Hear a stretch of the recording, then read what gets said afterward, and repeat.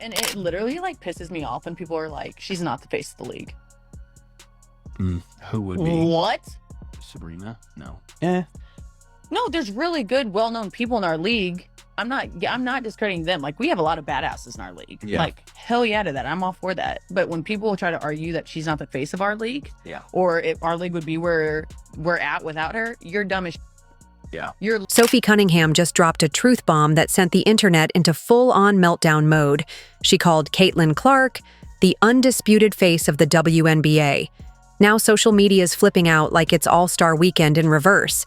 Is this a genuine olive branch? A subtle jab? Or did Sophie just go rogue and recite Angel Reese's worst nightmare out loud? Either way, Fever fans are partying like it's Game 7, and the rest of the league just hit panic mode. Let's break down the madness, the message, and why this twist changes everything. Buckle up. One of your teammates, arguably one of the biggest stars the WNBA's ever Who's that? had. Her name rhymes with Schmaitland. Hurtland? Yeah. What has that been like, seeing her not only kind of transform a league, but also just be like, No, is that fair to say? Okay. Not even just the league, but like The women's sport? basketball as a whole around the world. No, I think it's awesome. I think it's so funny because she's like 22, 23 years old and the whole world is watching her. Yeah. Like it is a cult following. I'm not kidding. No, it's In one bold moment, Sophie Cunningham transformed from hard-nosed enforcer to unapologetic truth slinger, dropping a take so seismic it probably rattled every marketing department from New York to Seattle. Caitlyn Clark is the face of the WNBA. Period. That's the tweet. Meanwhile, somewhere in a sterile boardroom, a dozen execs froze mid-sip of their La Croix, eyes wide, realizing Sophie just said what they've been too afraid or too slow to admit. No PR filter, no spin, just facts, served hot. Finally, someone who gets it. Finally, someone in the WNBA who understands this thing called business. I know this is a foreign concept. I know this is difficult for WNBA players to understand. I know they feel like they're entitled to be overpaid. I know they feel like they are owed a paycheck, but the WNBA does not exist to lift you out of poverty. David Stern did not create the WNBA to give women opportunity. If you're enjoying, please leave a like and subscribe our channel. Let's be honest, it's not even a hot take, it's just reality. But in a league where saying the obvious feels more dangerous than a flagrant foul, Sophie Cunningham's truth bomb landed like a thunderclap of logic. While others tiptoe around the Caitlyn Clark phenomenon like it's radioactive, Sophie stomped through the noise with a megaphone of clarity. No spin, no sugarcoating, just the facts. In a world of PR acrobatics and backhanded shade, her words were a full-volume mic drop. Finally, someone in the W who said what we've all been thinking out loud without flinching.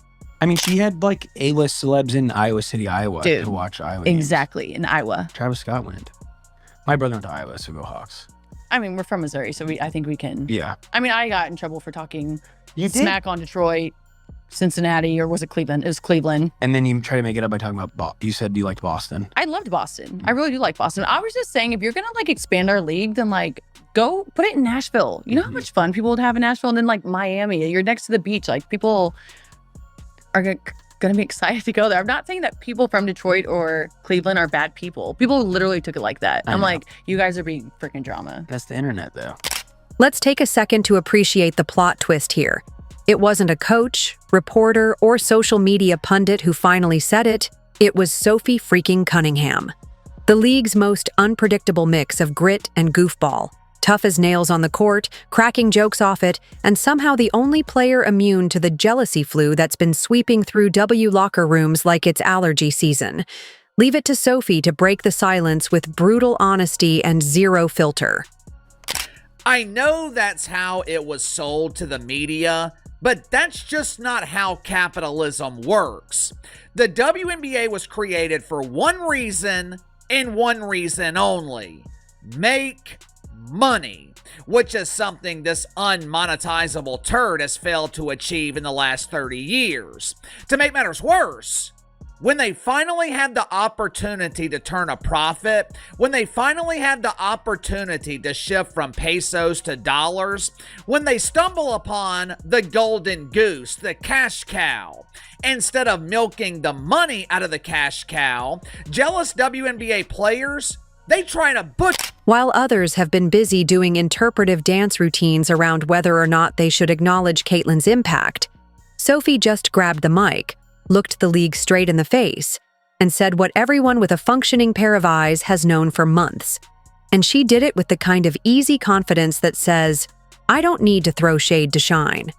A rare skill these days. Because let's be real, Caitlyn Clark didn't just walk into the WNBA, she arrived like a meteor.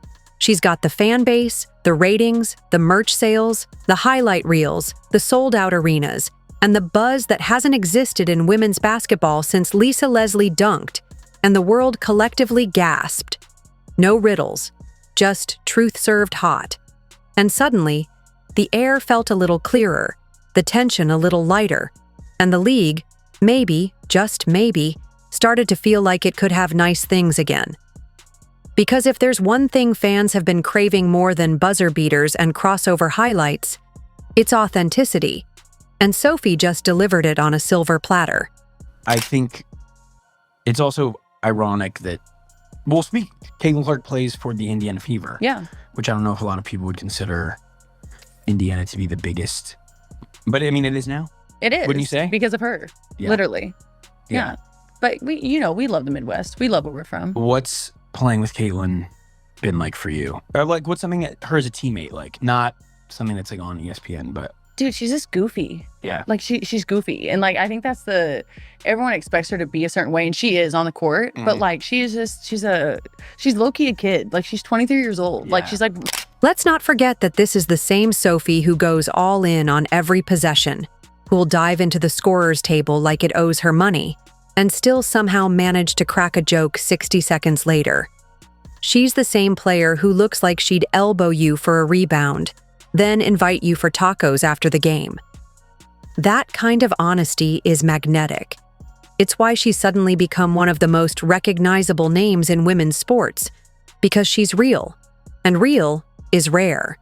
So when she spoke up, it wasn't just another hot take in a sea of lukewarm ones.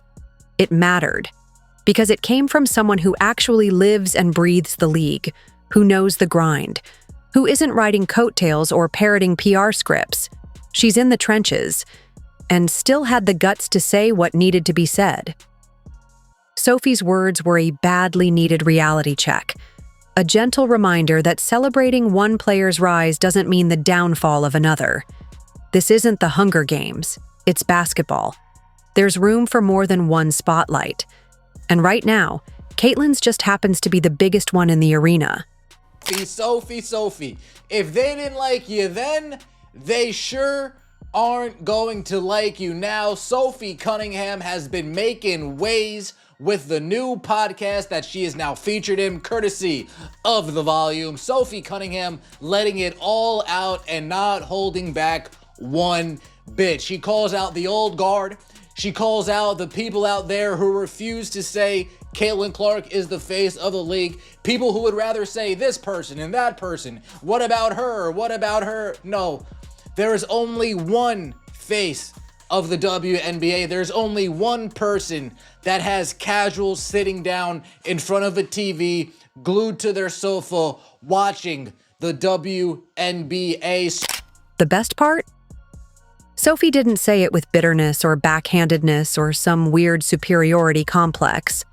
No smugness, no agenda, just a clear, honest take. Which, ironically, made it 10 times more powerful than any PR campaign or viral soundbite. It's the kind of moment that earns respect, not just from fans, but from players, coaches, and the league itself. And for fans who've been shouting into the void for months, trying to make sense of the weird hesitation around Caitlyn's meteoric rise, this was the confirmation they didn't know they needed. Someone in the league finally said what they've been screaming at their TVs. Yes, Caitlyn Clark is the face of the WNBA. And no, that's not a bad thing. In fact, it's the best thing to happen to the league since the invention of slow-motion replays. It's past due, it's much needed, and it's finally here. So, to Sophie, thank you. Seriously. Because now everyone and their dog wants to tune in. If she's this unfiltered off the court, imagine the tea she's about to spill with a mic and a guest list. ESPN might want to start taking notes.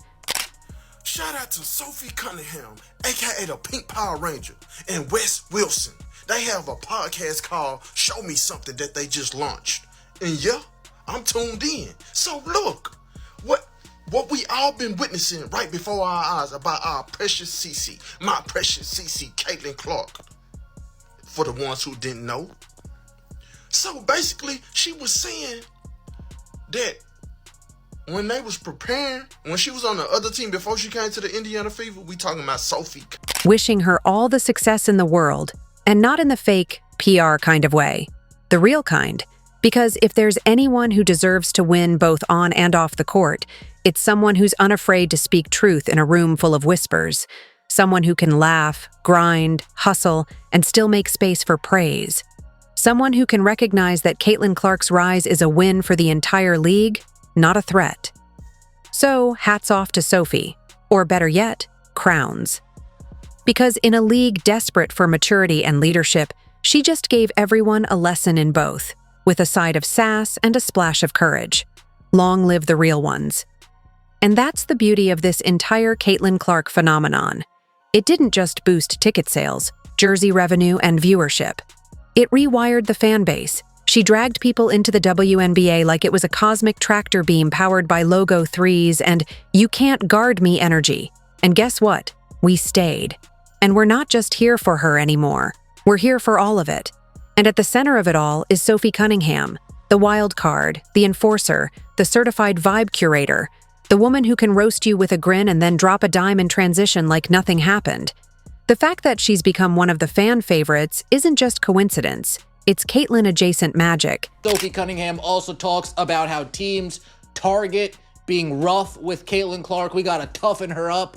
We gotta rough her up a little bit. We gotta really show her what it's like over here in the WNBA.